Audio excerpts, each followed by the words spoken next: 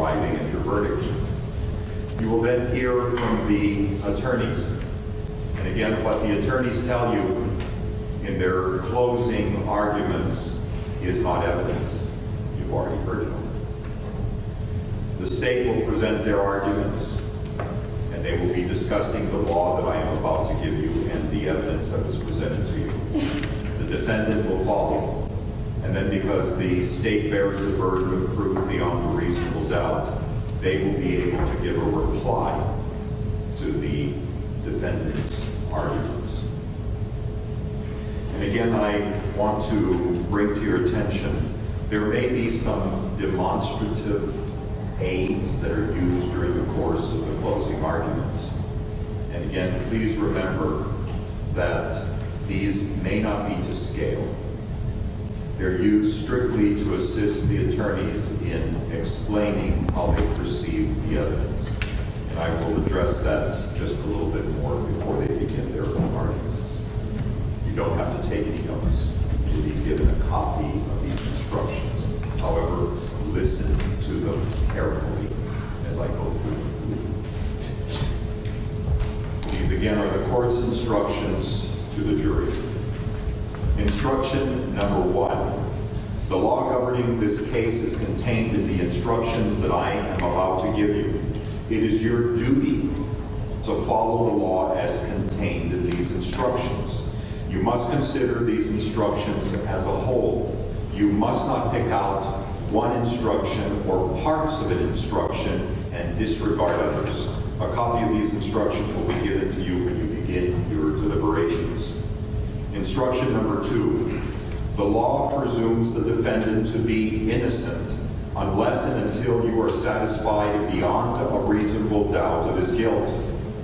The burden is always on the state to prove guilt beyond a reasonable doubt. It is not required that the state prove guilt beyond all possible doubt. The test is one of reasonable doubt. A reasonable doubt is a doubt based upon reason and common sense. The kind of doubt that would make a reasonable person hesitate in the graver and more important affairs of life. Instruction number 3. For you to find the defendant guilty of first-degree murder by a deliberate killing, as charged in count 1 of the indictment, the state must prove to your satisfaction beyond a reasonable doubt each of the following elements of the crime, and there are 5 of them. Number 1, the defendant killed Jeremy Martin. Number 2, the killing was with a deliberate intention to take away the life of Jeremy Martin. Number 3, the defendant did not act in self-defense. Number 4, the defendant was not intoxicated from the use of alcohol at the time that the offense was committed to the extent of being incapable of forming the intent to take away the life of another. Number 5, this happened in New Mexico on or about the 28th day of October of 2014. A deliberate intention refers to the state of mind of the defendant. A deliberate intention may be inferred from all of the facts and circumstances of the killing. The word deliberate means arrived at or determined upon as a result of careful thought and the weighing of the consideration for and against the proposed course of action. A calculated judgment and decision may be arrived at in a short period of time. A mere unconsidered and rash impulse, even though it includes an intent to kill, is not a deliberate intention to kill. To constitute a deliberate killing, the slayer must weigh and consider the question of killing and his reasons for and against such choice. Instruction number 4. And please don't be confused by the next 2 instructions. I'll address it in more detail, but you may or will be also considering what we refer to as step down, but charges that are contained, although underneath the first-degree murder charge that I've explained to you. What you're going to hear next is the instruction on second-degree murder, to be followed by an instruction on voluntary manslaughter. So please don't be confused by why I'm reading you these instructions. For you to find the defendant guilty of second-degree murder, a lesser included offense, as charged in count 1, the state must prove to your satisfaction beyond a reasonable doubt each of the following elements of the crime. And here, again, there are 5 of them. Number 1, the defendant killed Jeremy Martin. Number 2, the defendant knew that his acts created a strong probability of death or great bodily harm to Jeremy Martin. Number 3, the defendant did not act as a result of sufficient provocation. Number 4, the defendant did not act in self-defense. Number 5, this happened in New Mexico on or about the 28th day of October of 2014. Instruction number 5, for you to find the defendant guilty of voluntary manslaughter, a lesser included offense, as charged in count 1, the state must prove to your satisfaction beyond a reasonable doubt each of the following elements of the crime. And here there are 5 as well. Number 1, the defendant killed Jeremy Martin. Number 2, the defendant knew that his acts created a strong probability of death or great bodily harm to Jeremy Martin. Number 3, the defendant acted as a result of sufficient provocation. Number 4, the defendant did not act in self-defense. Number 5, this happened in New Mexico on or about the 28th day of October of 2014. The difference between second-degree murder and voluntary manslaughter is sufficient provocation. In second-degree murder, the defendant kills without having been sufficiently provoked. That is, without sufficient provocation. In the case of voluntary manslaughter, the defendant kills after having been sufficiently provoked. That is, as a result of sufficient provocation. Sufficient provocation reduces second-degree murder to voluntary manslaughter. Instruction number 6. And again, I may try to assist with the practical interpretation of this next instruction, but now this instruction guides you in terms of how to address all 3, or first-degree murder and the lesser included offenses of second-degree murder and then voluntary manslaughter. You have been instructed on the crimes of first-degree murder, second-degree murder, and voluntary manslaughter. You must consider each of these crimes. You should be sure that you fully understand the elements of each crime before you deliberate further. You will then discuss and decide whether the defendant is guilty of murder in the first degree. If you unanimously agree that the defendant is guilty of murder in the first degree, you will return a verdict of guilty of murder in the first degree.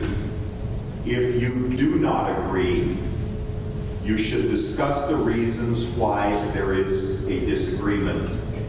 Again, please understand that a verdict is arrived at by unanimous agreement.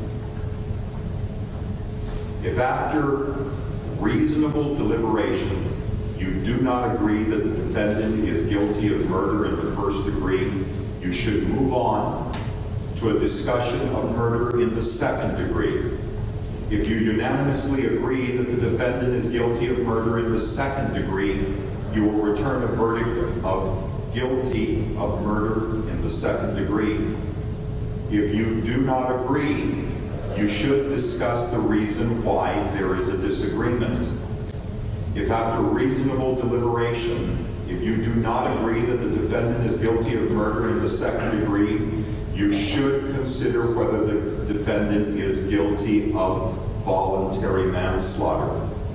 If you unanimously agree that the defendant is guilty of voluntary manslaughter, you will return a verdict of guilty of voluntary manslaughter.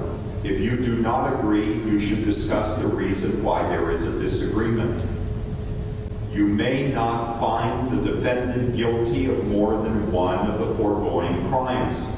If you have a reasonable doubt as to whether the defendant committed any one of these crimes, you must determine that he is not guilty of that crime. If you find him not guilty of all these crimes, you must return a verdict of not guilty. Just so that there is no confusion, you must discuss all three of the possible crimes. You must know the difference between first-degree murder, second-degree murder, voluntary manslaughter. Once you have reviewed the instructions, once all of you understand the difference between the three different charges, you will then begin your discussion as to whether the defendant is guilty of first-degree murder. You must know the elements. If you have determined that the state has proven beyond a reasonable doubt each of the elements of first-degree murder, then you will find him guilty of that crime. If you do not come to a unanimous agreement in terms of his guilt of first-degree murder, then all of you must step down to the discussion of second-degree murder. If you are able to arrive at a unanimous agreement as to whether all of the elements have been proved beyond a reasonable doubt, then you will find him guilty of second-degree murder. If you are unable to arrive at a unanimous agreement, you will again discuss why you have been unable to do so. And if you still are unable to reach agreement, then all of you will step down to a consideration of voluntary manslaughter. And you will see if you can arrive at a unanimous agreement if you believe that the state has proven each of the elements beyond a reasonable doubt. Again, if you are unable to reach that agreement, then you will consider whether the defendant is not guilty of all of the charged offenses. Your agreement must be unanimous.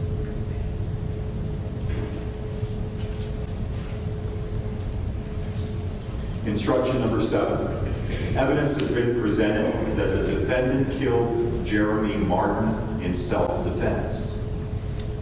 If the killing is in self-defense if it meets the three criteria that I will read to you. Number 1, there was an appearance of immediate danger of death or great bodily harm to the defendant as a result of an assault by Jeremy Martin. And number 2, the defendant was in fact put in fear of an apparent danger of immediate death or great bodily harm and killed Jeremy Martin because of that fear. And number 3, a reasonable person in the same circumstances as the defendant would have acted as the defendant did. The burden is on the state to prove beyond a reasonable doubt that the defendant did not act in self-defense. If you have a reasonable doubt as to whether the defendant acted in self-defense, you must find the defendant not guilty. Instruction number 8. Evidence has been presented that the defendant was intoxicated from the use of alcohol. You must determine whether or not the defendant was intoxicated from the use of alcohol, and if so, what effect this had on the defendant's ability to form the deliberate intention to take the life of another. The burden is on the state to prove beyond a reasonable doubt that the defendant was capable of forming a deliberate intention to take the life of another.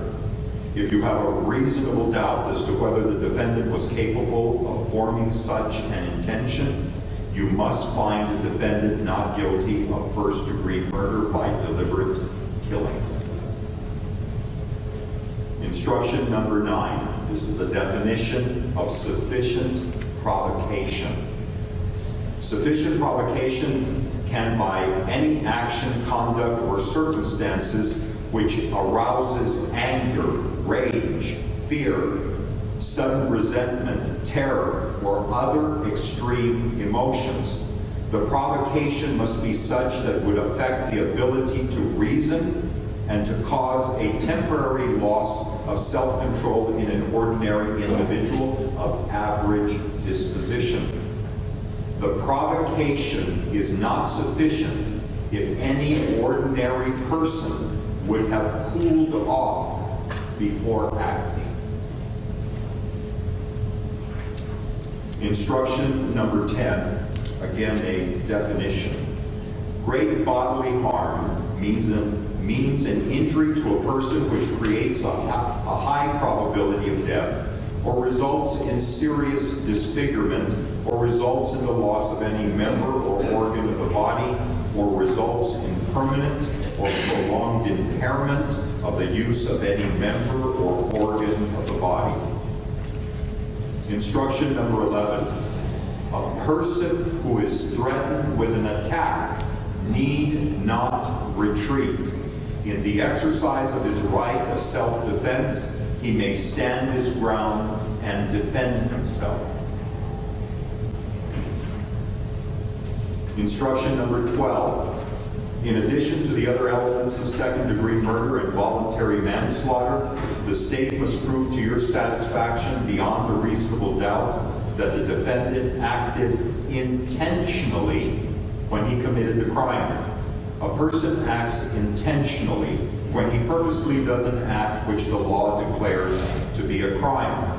Whether the defendant acted intentionally may be inferred from all the surrounding circumstances, such as the manner in which he acts, the means used, and his conduct and any statements made by him. Instruction number 13. If you find the defendant guilty of second-degree murder or voluntary manslaughter, then you must determine if the crime was committed with the use of a firearm and report your determination. You must complete the special form to indicate your findings with respect to any crime. For you to make a finding of yes, the state must prove to your satisfaction beyond a reasonable doubt that the crime was committed with the use of a firearm. Instruction number 14. An expert witness, and you know that there was a number of them. An expert witness is a witness who by knowledge, skill, experience, training, or education has become an expert in any subject. An expert witness may be permitted to state an opinion as to that subject. You should consider each expert opinion and the reasons stated for the opinion, giving them such weight as you think they deserve. You may reject an opinion entirely if you conclude that it is unsound. Instruction number 15. You should consider each opinion received in evidence in this case and give it such weight as you think that it deserves. If you should conclude that the reasons given in support of the opinion are not sound, or for any other reason an opinion is not correct, you may disregard the opinion entirely. Instruction number 16. You alone are the judges of the credibility of the witnesses and the weight to be given to the testimony of each of them. In determining the credit to be given any witness, you should take into account the witness's truthfulness or untruthfulness, ability and opportunity to observe, memory, manner while testifying, any interest, bias, or prejudice the witness may have, and the reasonableness of the witness's testimony considered in the light of all of the evidence in the case. Instruction number 17. You are the sole judges of the facts in this case. It is your duty to determine the facts from the evidence produced here in court. Your verdict should not be based on speculation, guess, or conjecture. Neither sympathy nor prejudice should influence your verdict. You are to apply the law as stated in these instructions to the facts as you find them, and in this way decide the case. Again, it is not for the jury to try to do any further investigation of this matter. You have heard all of the evidence. It is what it is. You are to use the evidence that you have heard and make a determination based solely on the evidence that has been already presented to you. Instruction number 18. Your verdict must represent the considered judgment of each juror. In order to return a verdict, it is necessary that each juror agrees. Your verdict must be unanimous. It is your duty to consult with one another and to try to reach an agreement. However, you are not required to give up your individual judgment. Each of you must decide the case for yourself, but you must do so only after an impartial consideration of the evidence with your fellow jurors. In the course of your deliberations, do not hesitate to re-examine your own view and to change your opinion if you believe that it is erroneous. But do not surrender your honest conviction as to the weight or effect of evidence solely because of the opinion of your fellow jurors or for the purpose of reaching a verdict. You are judges of the facts. Your sole interest is to ascertain from the truth from the evidence in the case. Instruction number 19. You must not concern yourself with the consequences of your verdict.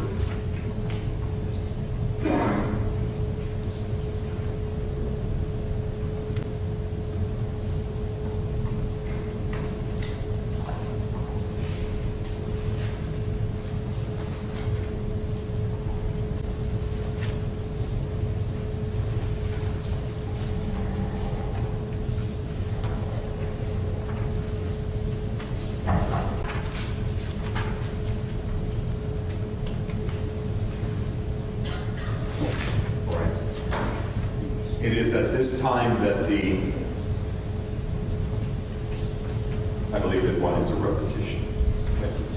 It is at this time that the attorneys will now proceed with their closing arguments in the way that I have described them to you. Please remember, they are going to argue the evidence. Sometimes there's disagreements between the attorneys whether that was actually the evidence that was going to be presented. Hopefully there won't be any of those issues. But please remember, you have heard all of the evidence. You rely on your memory, your notes, what you understood the evidence to be. Correct. Mr. Byers, are you ready to proceed with your closing statement to the jury? State's ready, Your Honor. Please proceed. Thank you. Can I have Mr. Willis assist me with Yes, certainly. Mr. Willis, if you would please. And let me, Mr. Olive, you will assist as well.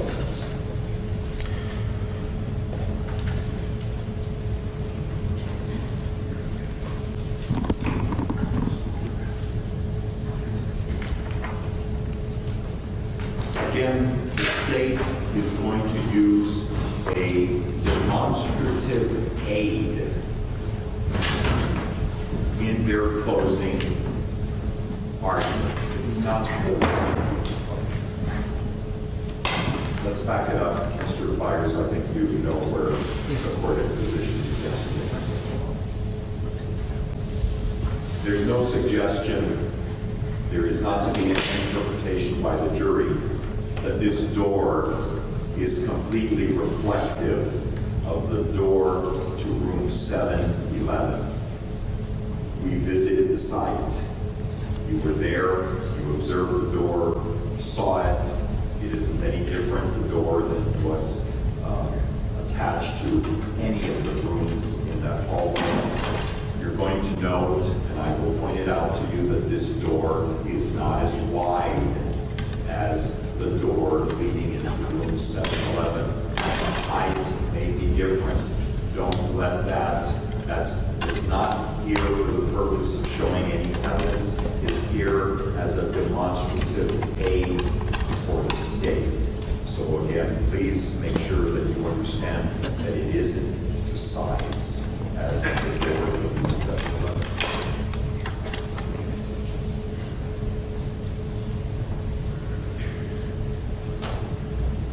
Mr. Byers, please proceed. Thank you, Your Honor.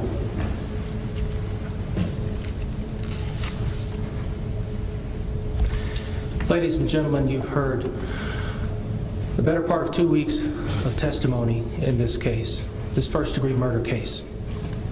We're going to ask that you find the defendant, Tai Chan, guilty of first-degree murder. Why? Because the state has proven beyond a reasonable doubt that he is indeed guilty of first-degree murder, that the so-called claim of self-defense does not exist, that the so-called intoxication to the level of the extent that where he can't form the specific intent to take away the life of another does not exist. We'll show you through the evidence that was brought forward through the witness stand. First, I'd like to introduce you to Jeremy Martin.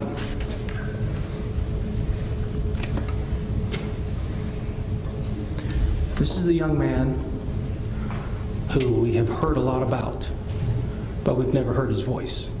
This is a young man who will no longer be able to hug his children. His wife won't be able to hug him. His mother won't be able to hug him. His life was terminated by that defendant for no good reason. There is no sufficient provocation.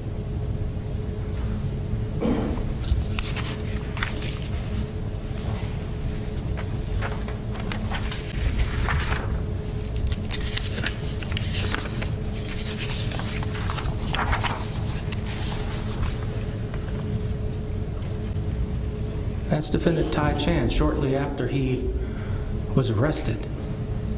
Now you'll note, he's still in his civilian clothes. He has a little redness underneath his nose. Let's zoom in a little bit. Okay? You heard his testimony on the stand. He said that he was battered, beaten in the face. He got punched in the face and everything went black. See any swelling on that nose? Do you see any great bodily harm on that nose? Anything that's going to create the definition of great bodily harm that you just heard the judge read about the protracted loss or use of any limb or organ of the body? No. It's a simple bloody nose.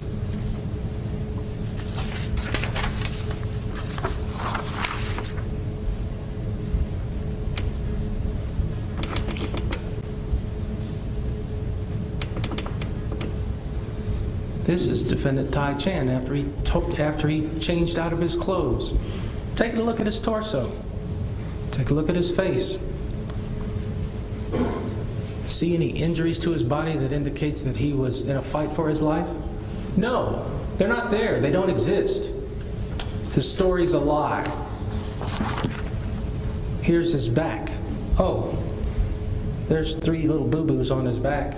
Superficial, they were described by the witnesses. Superficial scratches. Let's take a look at Jeremy Martin. Nothing superficial about this. Gunshot entry wound E. Gunshot entry wound I. Gunshot exit wound H. Gunshot entry wound D. We can't see gunshot entry wound C because it's a little bit too low. But we know from the testimony of Dr. Aljinovic that gunshot entry wound C ended up near his abdominal wall. Gunshot entry wound D ended up near the falciform ligament on his liver. E exited his chest at exit point B, and it fell out on the ground in the hallway on the 7th floor at marker number 6. That spear gold dot bullet, 125 grain, mushroomed, performed just like it's supposed to do. But if you notice, it was a half moon shape. Take a look at it when you go back to the jury room. You'll find it's interesting that the half moon shape is also the half moon shape that you'll find on exit wound B. This for a bloody nose? His testimony is a lie.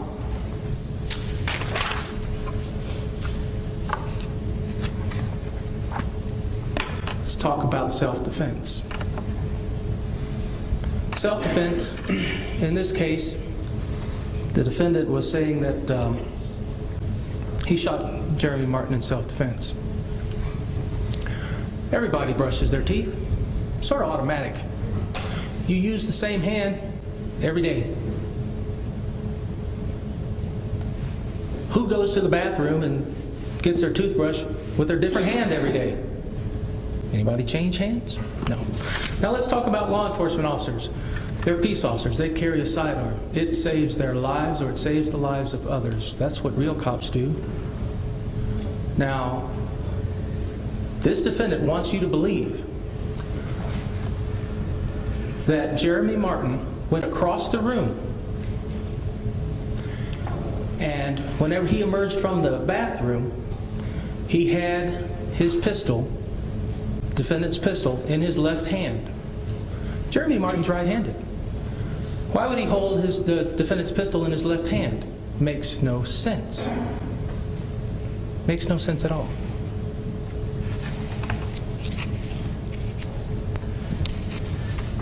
Now, what you know is that the defendant is claiming, oh, there was the defendant that Mr. Martin had guns. He had multiple guns. The holsters, the guns in the holsters, they're for right-handed weapons. The holsters are configured for a person who would use the holster as a right-handed shooter. And I misspoke just a moment ago because I was thinking about what Mr. Clark had said during the direct examination of Steve Guerra, the firearm expert. He had questioned him about whether or not there's such a thing as a pistol, a Glock pistol that is manufactured for the use of left-handed shooters.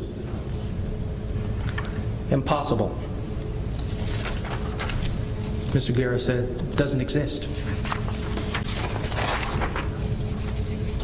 So what we have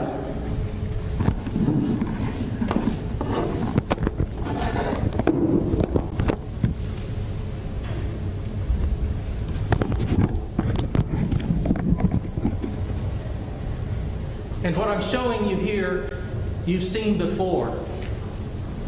This OMI exhibit that shows entry gunshot wound G, entry gunshot wound C, entry gunshot wound D, entry gunshot wound E, I. They're all in the back. Every last one of them are from back to front. Everybody knows that there is no self-defense that lies whenever somebody is shooting a person who is running away from them, and the person is no longer any kind of a threat.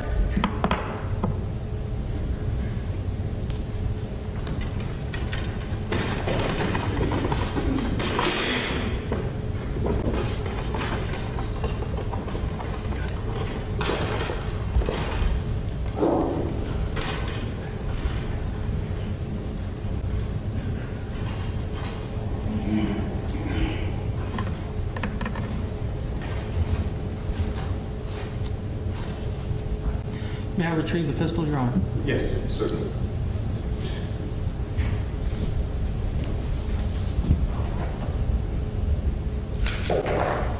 And just to certify, Your Honor, I'm clearing the pistol. There's no round in the chamber. The magazine is empty. We have this device to put in the breech so the slide stays back, so it's incapable of even the trigger being. All right. Thank you, Mr. Barnes. Go ahead and proceed.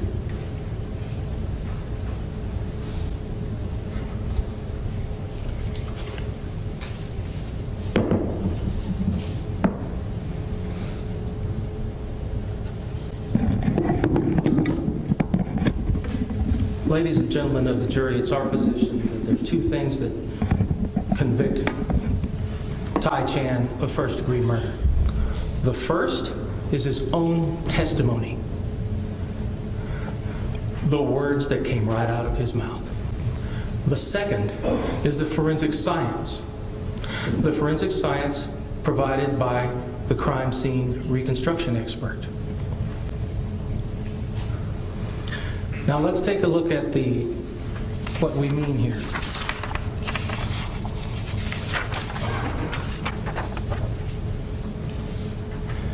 You're all familiar with this image. The one that Mr. Foster, when he corroborated what Detective Torres had determined, identifies the angle in the overhead, P.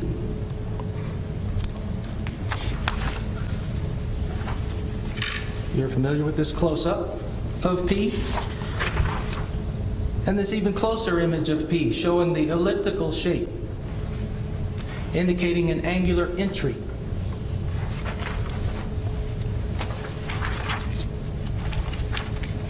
You'll remember that on cross-examination, the defendant agreed with Mr. D'Antonio and said, oh yeah, I was over here closer to the corner. I wasn't over here by the credenza or by the armoire. I was over by the corner, by the picture, okay? Now, remember what he said. He said that he saw Jeremy Martin emerge. Yes, sir, I'll wait.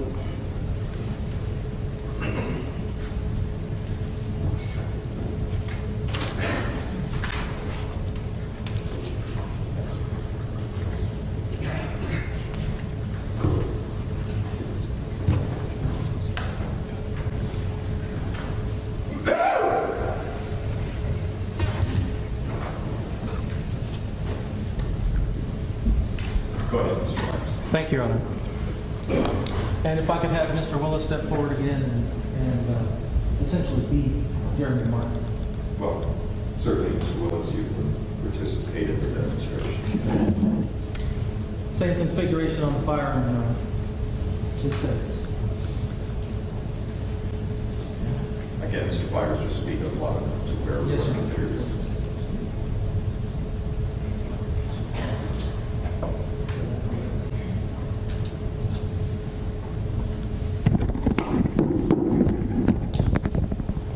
To orient the jury to what we're looking at, the door to the room is to my left. Jeremy Martin, according to this defendant's testimony, is over by the window, near his bed. He sees him with a pistol in his left hand. And what does he say? Oh, I'm going to shoot you. And then according to the defendant, he closes distance on Tai Chan. Come forward, about 3 to 4 steps. The bed's right about here. Now, why would a police officer with a pistol in his hand, the wrong hand, by the way, be closing distance so that somebody could step forward and take it? Makes no sense. But then, there's supposedly this struggle for the pistol. Please point it upward. Now, in this location, you have 2 people. And according to the defendant, he's locked in the battle of his life. It's a battle royal. It is on. And the pistol discharges, right? So where does that put the bullet? It puts the bullet back in the ceiling over here. Back in the corner where he originated from. showing you it would be back here, not where P is. Now, let's change it. I'll take this one.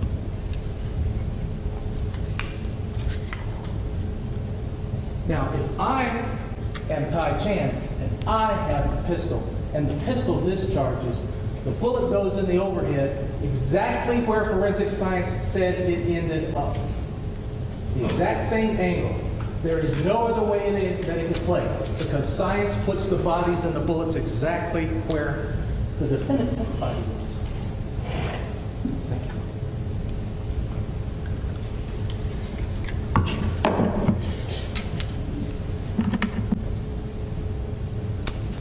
The other part is this.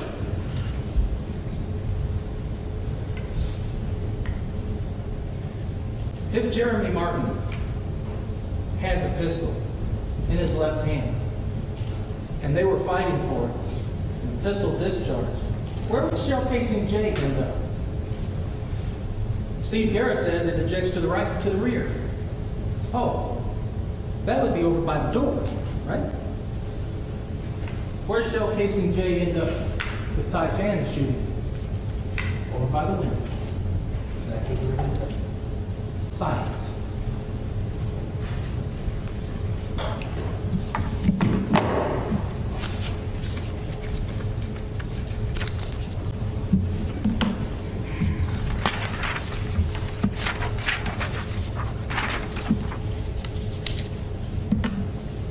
And here's shell casing J, near Jeremy Martin's bed, next to the window.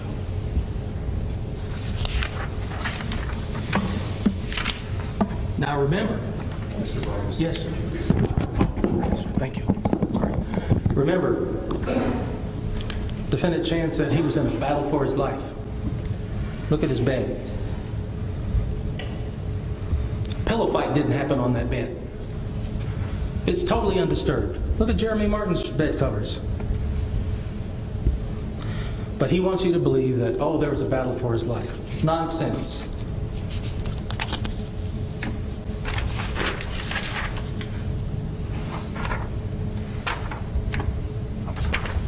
The screen is almost. Yeah, can you, I hit something. Yeah. Oh.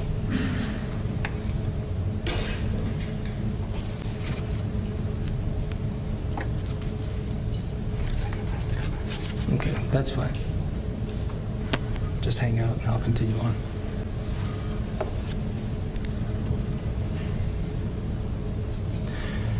The blood on the bed. There we go.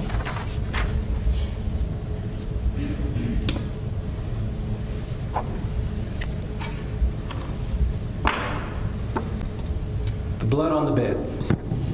What did the defendant say happened? He said that, oh, there was a struggle for the gun. It happened so fast. I was fighting for my life. I got punched in the face, and I just reached and grabbed the gun, and I just went down as hard as I could, and I got the gun, and I was like, I got the gun. And he never mentions how this got there. The DNA analysis says it's his blood. Anybody that's had a nosebleed knows that you can't bleed out that amount of blood by waiting for it to collect and drop in a couple seconds. Now, if you believe the defendant, it happened so fast that he couldn't react. All of his super SWAT training could not compensate for Jeremy Martin. But yet he's got time to drip all this blood on the bed? No. Now, in the opening statement, his defense attorney said, oh yeah, we're going to prove that his face was getting smashed into the mattress and everything else like that, and he was getting throttled. Did you hear Defendant Chan himself say anything about his face getting smashed into a comforter? Nope, not a word. Didn't happen.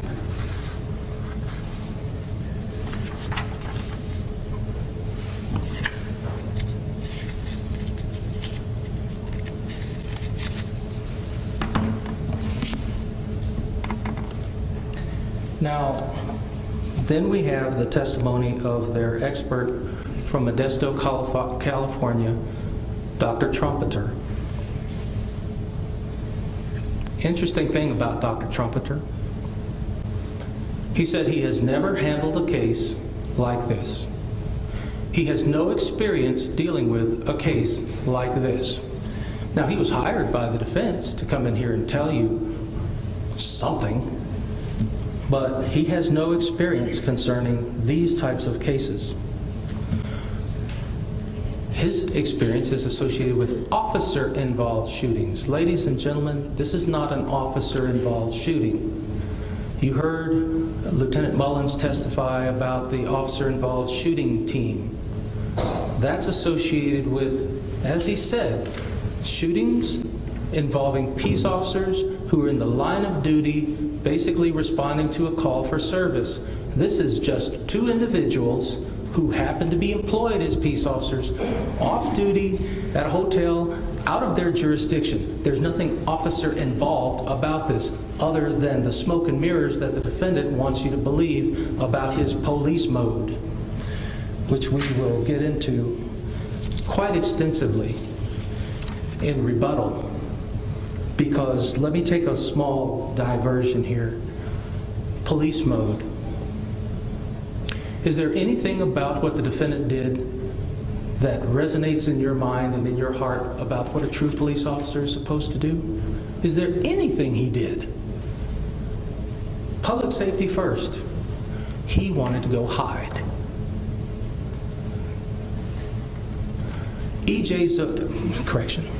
Marvin Zamora, security guard, unarmed. He's up on the 7th floor. And he sees the defendant. The first thing he sees is Jeremy Martin. Jeremy Martin come around the corner, and he's saying, call 911. Call 911. Who's in police mode? Certainly not the defendant, because Mr. Zamora gets there just in time to see the defendant shooting at Jeremy Martin. Now remember, he could have been hit by any of those rounds.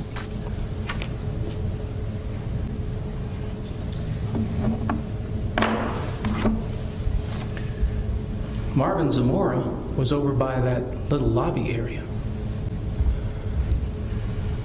Impact I, impact H, even impact J.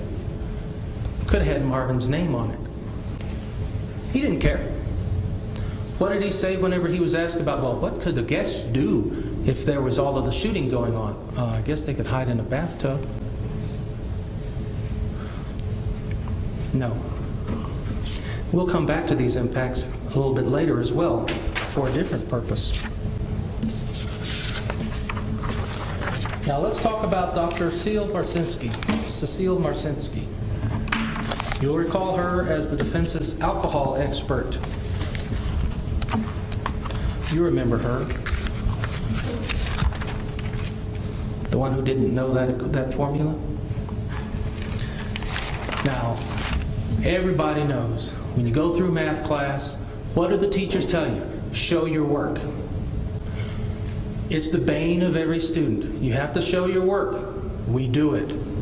Now, Dr. Marcinski was very proud of her 50 published peer-reviewed papers, but when it came down to expressing the formula that she based her analysis on, she couldn't even remember it.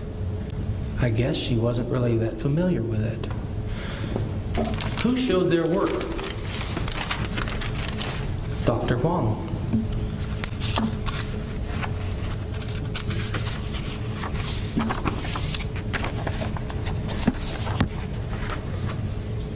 Remember Dr. Huang's work? He gave the analysis. He analyzed Dr. Marcinski's work. And you know what? He came out with the defendant's blood alcohol content being nearly the same as Jeremy Martin's from the toxicology report from the autopsy. Why? Because Dr. Huang did his work. He did his homework. He figured in the factors, the sex of the person being evaluated. Also, whether or not they were considered a heavy drinker. Why did he base it on declare him as a heavy drinker? Because of the amount of alcohol that was ordered in the time frame that was reported. He showed his work. You can rely on what he's telling you. And what he's telling you is that this defendant was not impaired to the point to where he could not form the specific intent to take away the life of Jeremy Martin. He's at a .104, or at the worst, a .13, not a .24 like Dr. Marcinski opined. And you remember the video that the defense played of the defendant running and manipulating his cell phone? But recall what Dr. Marcinski said. She said that if somebody's at a .24, they would be dysfunctional. They could barely walk. He's running and working a cell phone. Back in the day, they used to call .24 basically commode hugging drunk. Okay? But he's working a cell phone. He's talking to his soon-to-be wife on the phone.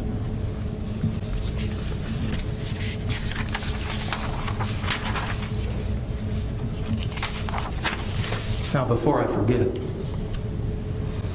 room 712. Nobody would want to be in room 712 with this defendant on the same floor. Whenever you could be in the bathroom and get hit by a bullet that ends up in a towel stuck on the wall. But he's spraying bullets left and right.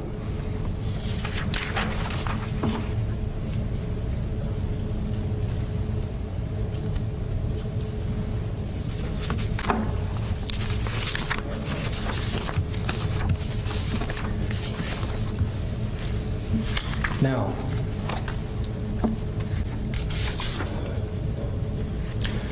state's expert Joe Foster, highly accredited. When you have major production teams that come in to do cinematographic work, TV shows, documentaries, they don't get a shade tree mechanic. They get the best. They got him.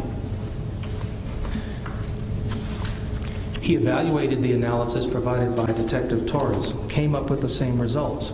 He evaluated the crime scene with the defense team's investigator. They collaborated. Nothing to hide. He did his own analysis of the crime scene evaluation. And what did he find? That it matched up with what Detective Torres had learned. He was able to articulate it. He was able to diagram it. He was able to show you. And he also gave you the sequence of shots and the exact manner in which it happened. Now, what we're about to show you is our version of the sequence of shots, the manipulation of the door, the passage through the door, and what happened afterwards. I'll remind you, as the judge has said, this door is not a replica of the door to, it's not an exact match of the door to room 711. It's not the same width. It doesn't have the same hardware, the same doorknob. What it does do, it opens in the same direction. The door to room 711 was testified to by Mr. Foster as having an automatic closer on it, and he tested it with the defendant's investigator. They collaborated and they tested it, and it closed on its own from a fully open position in 0.3 of a second. 0.3. If you slam it, it happens a little faster. 0.1 of a second. 0.1. Remember, Dr. Trumpeter and Mr. Foster agree. A trained shooter can crank off 4 rounds from this type of firearm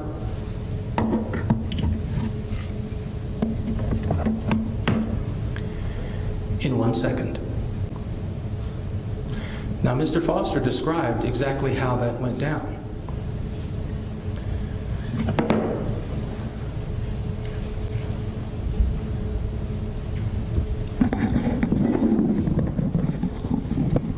And if I can have Mr. Willis step forward, Your Honor.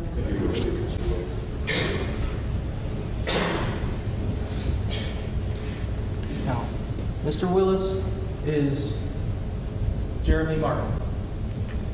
This is going to be after, place your hands up here, the discharge in the overhead that created impact P. Now, at this point, Mr. Willis is going to mimic the motions of Jeremy Martin. He's going to turn and take a step toward the door with his right foot. Just turn and rotate toward the door. At this point, Defendant Chan has the pistol.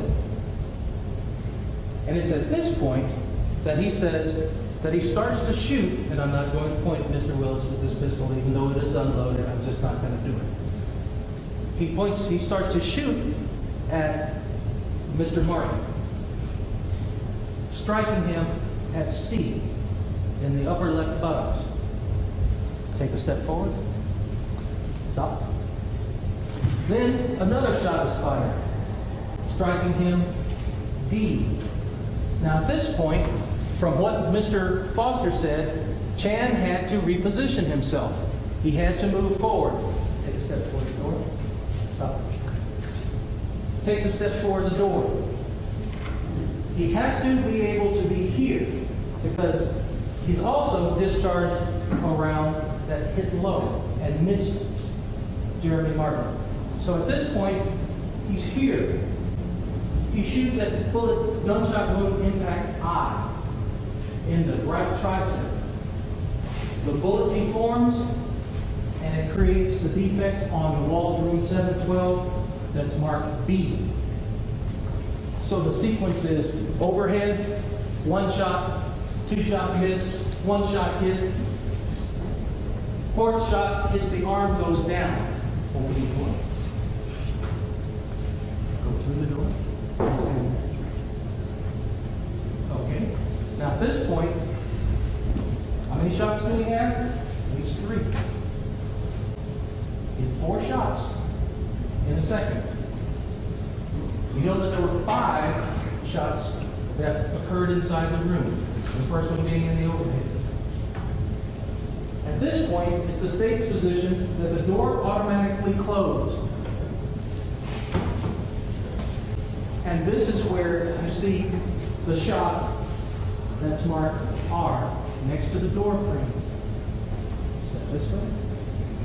Pull that. Which creates, come forward.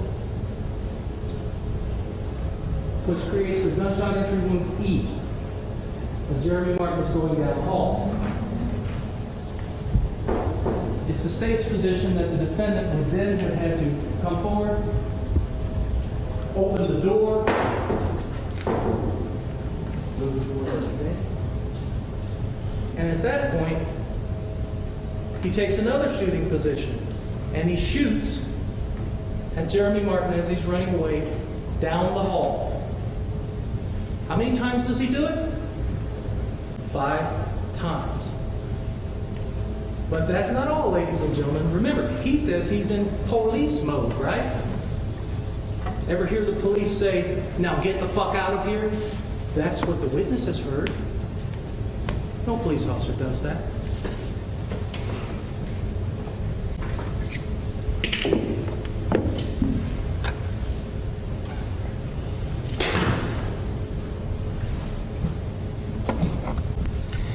Now, when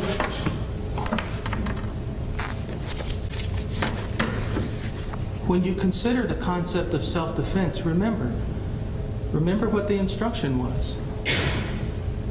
The person had to have a reasonable fear to be in fear for his life. It is not reasonable for Tai Chan to be here, through the door, in the hallway, shooting at Jeremy Martin as he's running away from him, because there's no threat. Not reasonable. He is not entitled to a self-defense instruction. He's also not entitled to that defense of intoxication. Why? Because he walked down the stairs backwards with his hands behind his back without stumbling. He walked down 7 flights of stairs without a problem. When the police encountered him in the stairwell, he responded to those commands. He's thinking. Now the defense will tell you, oh, well, you know, somebody's at .24, they can't make a decision like that. That's what Dr. Marcinski said. How many times have we heard about DWI drivers who liquor themselves up, get behind the wheel, make a conscious decision to get in their car, make a conscious decision, a deliberate decision to start it, make a deliberate decision to drive away. They make it to their house at .24. Our evidence says he was .13. Mr. Martin, the virus to you, both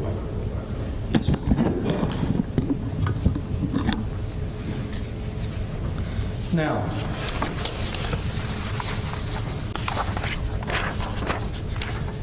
before I forget, remember this is State's Exhibit 41, the image of the bullet hole in the door frame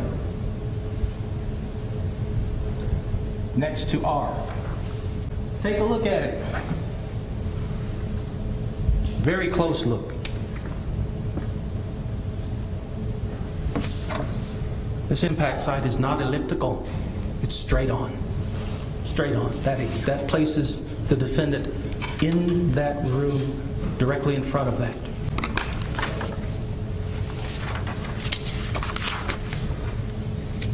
And here you can see it in context of the door and the hallway.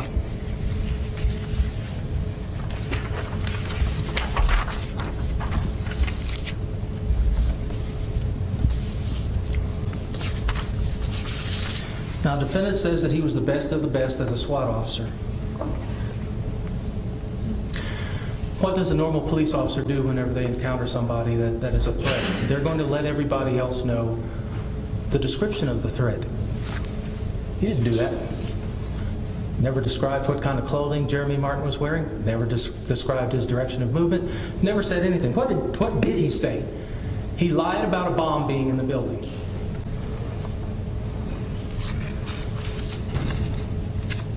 He never yelled to Jeremy, "Stop," or anything else. What were his actions?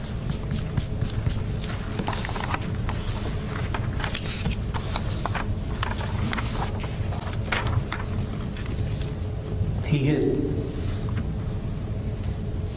He didn't hide because he was afraid of Jeremy Martin. He testified that he did not see Jeremy Martin in possession of a gun. He testified, as he went through the door, he testified that he did not see him with a gun down the hallway. He hid because at that time he had heard the sirens. He knew who was coming. He knew what was coming, and he knew he had to deal with it. Nobody was opening their door. Why in the world would he need to get into somebody else's room if he's a police officer and expose them to danger? No, he's trying to hide. A cowardly act. Couldn't get out to the roof because it was locked. He's stuck. No place to go.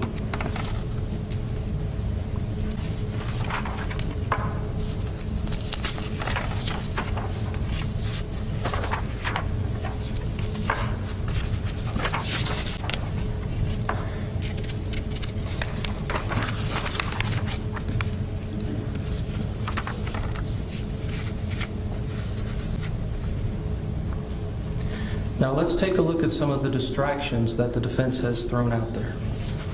First of all, it is the gunpowder residue, the black powdery substance.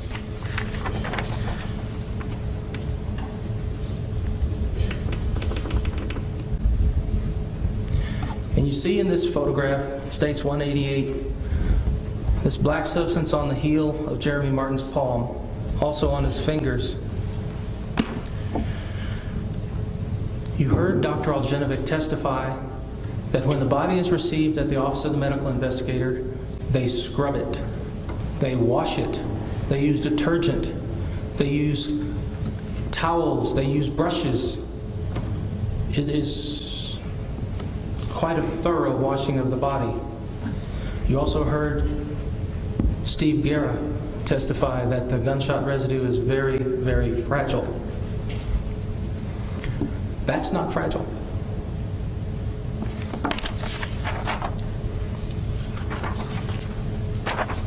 Our opinion, ladies and gentlemen, is we submit to you that if that black substance didn't get on Jeremy Martin's hand by being in contact with the roadway surface whenever his body was inadvertently dropped by law enforcement as they were loading him into a patrol car, then it may have gotten on his hand whenever he was in the back of the police unit, rubbing across the floor. But one thing we do know for sure is the testimony of the witnesses. It is not gunshot residue.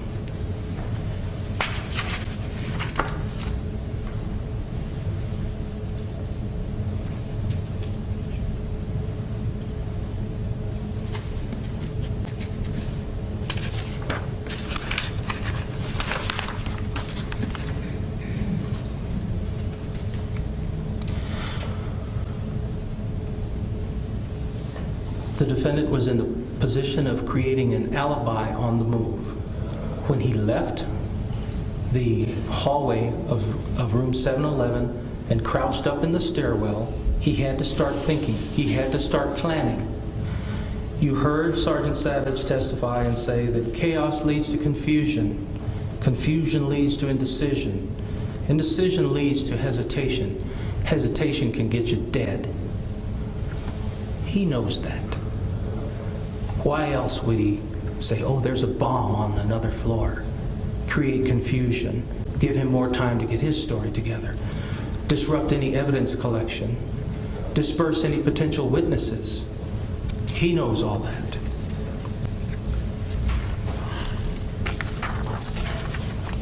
I mentioned I would come back to States 106, the elevators. Why are these significant?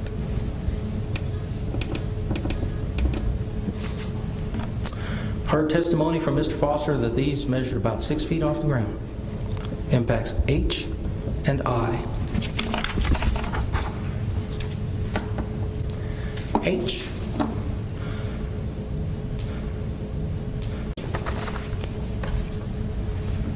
One portion of which is to one shot to the head, right?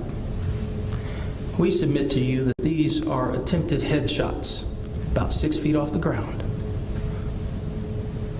They missed. Take a look when you go back. Remember, Jeremy Martin has a bullet entry wound, G, that lodged in his neck. It's up high. It's our supposition that he received that gunshot wound as he was running away from the defendant, as the defendant was trying to get a headshot on him.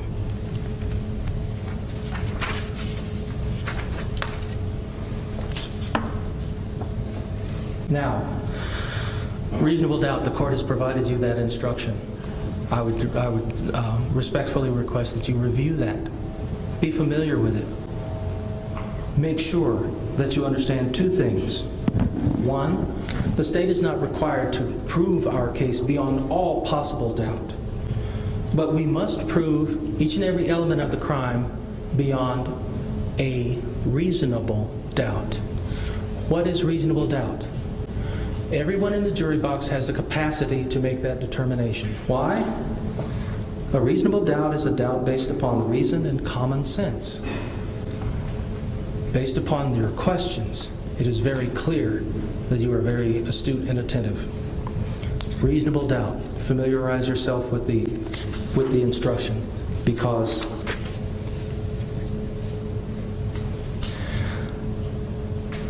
it's the kind of doubt that would make a reasonable person hesitate to act in the graver and more important affairs of life, based on common sense.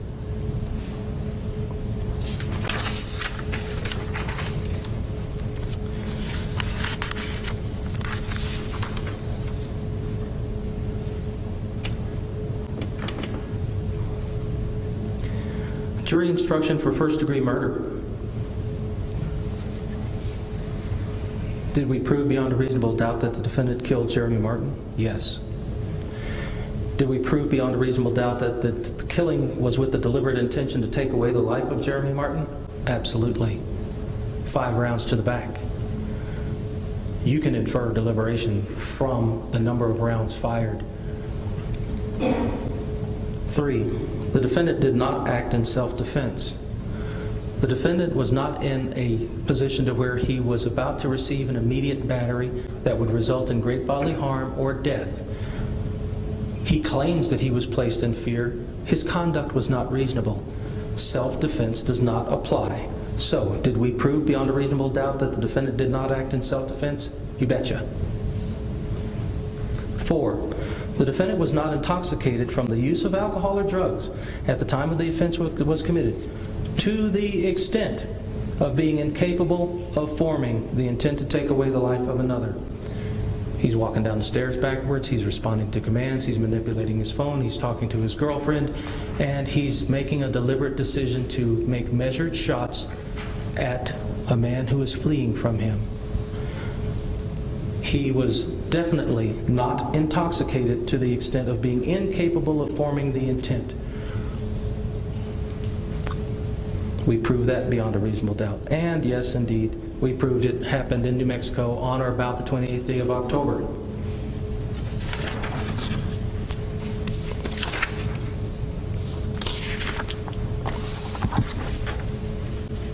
Now, as the judge said, part of your responsibility is to familiarize yourself with all of the elements of the lesser included offenses as well.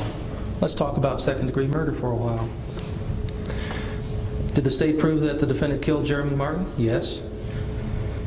Did the defendant know that his acts created a strong probability of death or great bodily harm to Jeremy Martin? Out of his own words, he's a SWAT officer, the best of the best, highly trained, knows the use of deadly force, and knows exactly what its end result can be. Yes, he knew that. We proved it. 3, the defendant did not act as a result of sufficient provocation. Right. The provocation was certainly not sufficient.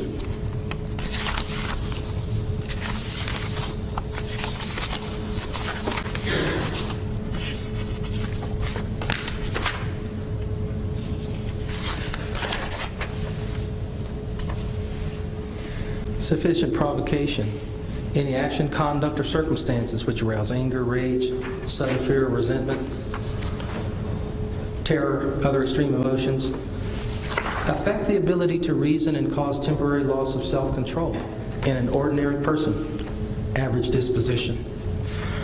Provocation is not sufficient if an ordinary person would have cooled off before acting.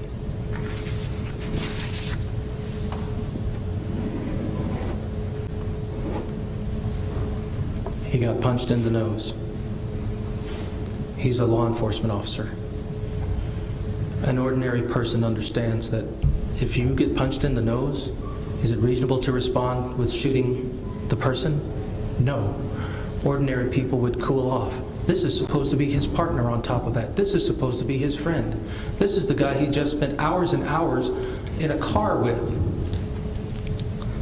Ordinary person would have cooled off. Sufficient. The provocation was not sufficient.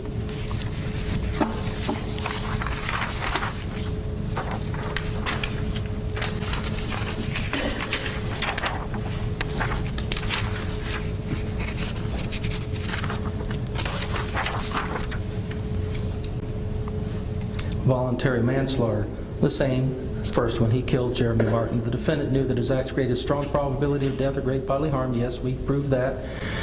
Did he act as a result of sufficient provocation? We proved that he did not. We've proved that he did not act in self-defense, and we proved it happened in October of 2014. And, Your Honor, I note that there needs to be a correction to the jury instruction number 5. It should be 2014 as opposed to 2016. If you'll delineate this. Yes, sir.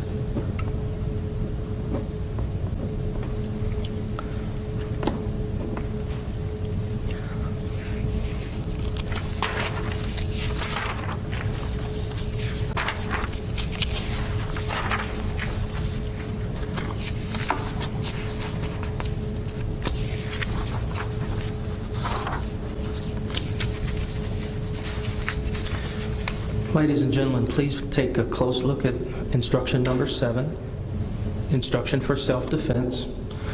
I won't belabor the point. I know that you've been sitting for a while, but most importantly, in order for that to apply, there has to be an appearance of an immediate danger of death or great bodily harm. Of course, as Jeremy Martin is running down the hallway, getting away from Tai Chan, there is no such appearance. We submit to you that the only reason that the other occupants of the Hotel Encanto on the 7th floor heard, "Now sit down," and also heard, please no," was because Tai Chan retrieved his pistol from his bag, pointed it at Jeremy Martin, and then that's whenever Jeremy Martin made that statement. Please no," because nobody tells somebody with a gun to sit down.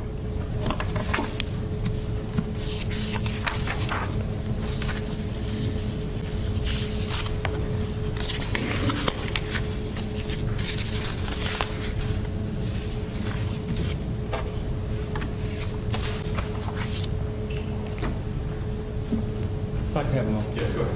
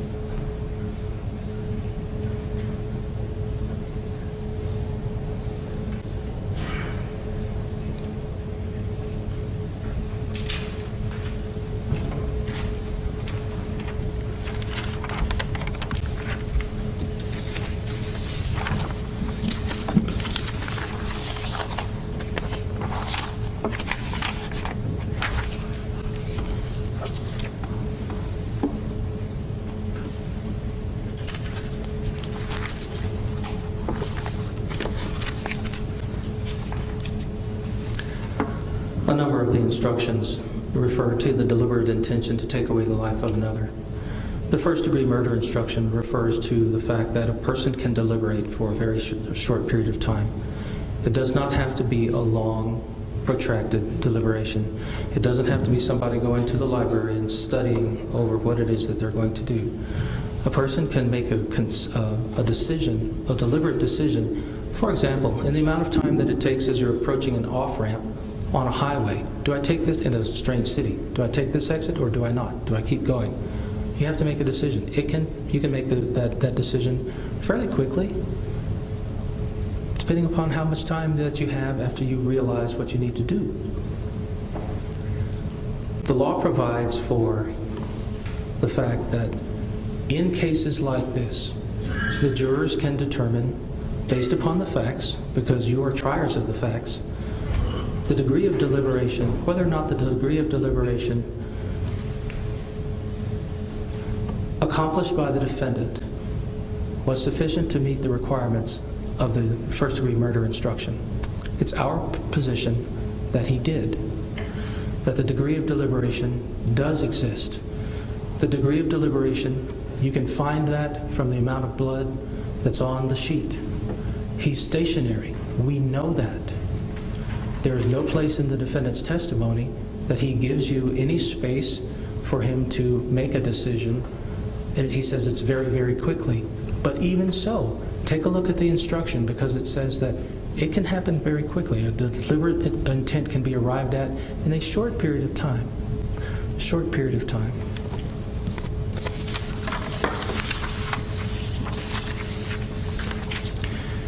Now let's address whether or not the door is open or whether or not the door is closed or at the time of the shooting. I request you that you refer back to your recollection of the testimony of Mr. Foster for specific guidance on exactly the sequencing and the timing. I provided it to you here today in our argument. Sure, the door had to be open long enough for 2 rounds to go through an open doorway and impact the wall on room 712, creating the bullet strikes B and M. That's a given.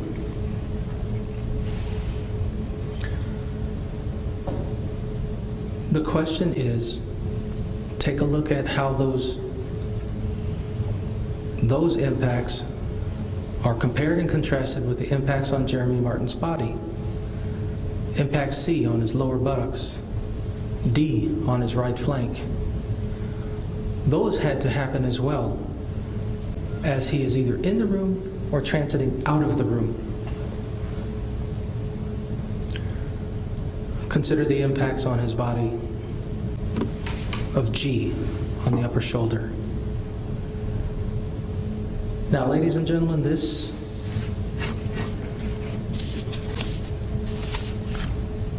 on the one hand, it may be considered a complicated case. On the other hand, many facets of it are straightforward. You've been very patient, and I'm not going to bore you. I'm not going to regurgitate in great detail all of the things that you've heard for the last 2 weeks. But what I will do is implore you to use your best judgment, to read the instructions, apply the facts as they have been presented to you.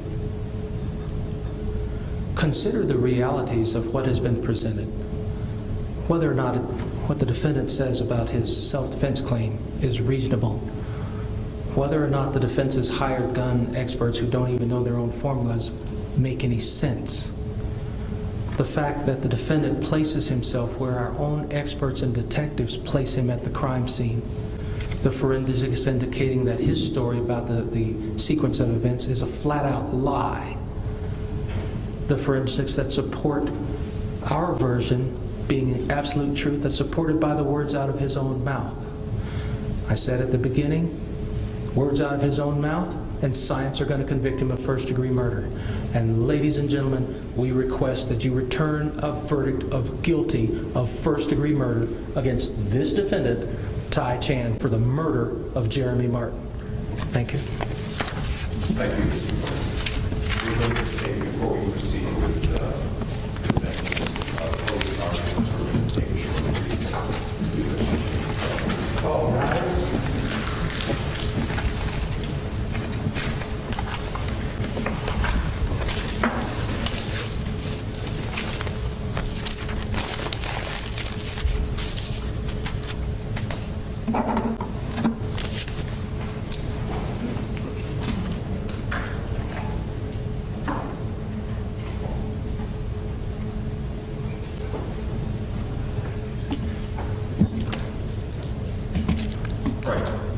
No more than a 10 to 15 minute recess, please. Judge, can you stay inside the way?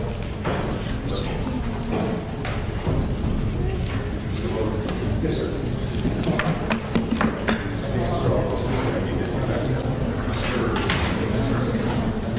Yes, Judge?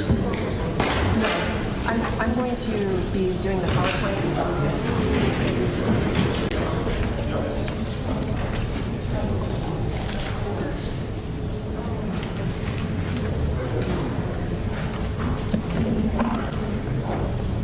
Probably there's one of those, like, is it possible to use the projector in this, or would you have to I want to move this over down here, though. Okay, if I that's could. fine. Yeah.